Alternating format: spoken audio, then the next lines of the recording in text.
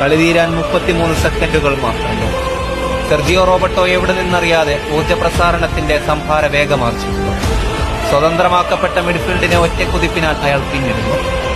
മോഡ്രിച്ചും മാർസലോയും ആ വെലോസിറ്റിക്ക് കീഴ്പ്പെടുന്നു.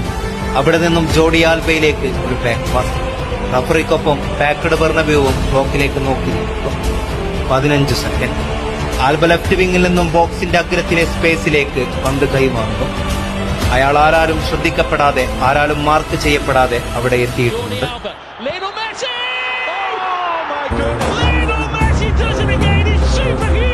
അയാളുടെ മുഖത്തെ ഹർഷം പക്ഷേ ഒരു സ്റ്റേറ്റ്മെന്റ് ആയിരുന്നു. അതൊരു അഗ്നിശരം പോലെ സാന്റിയാഗോ ബെർണബ്യൂവിലെ റയൽ മാഡ്രിഡ് ആരാധകരെ പൊളിച്ചു. അയാൾ ഉയർത്തിക്കാണിച്ച ജേഴ്സിയിൽ ഒരു പേരും നമ്പറും മാത്രമായിരുന്നില്ല. അവർ കണ്ടുകൊണ്ടിരിക്കുന്ന കളിയിൽ ഒരേ ഒരു രാജാവേ ഉള്ളൂ എന്നും അത് താനാണെന്നുമുള്ള നിശബ്ദമായ സ്റ്റേറ്റ്മെന്റ് ആയിരുന്നു.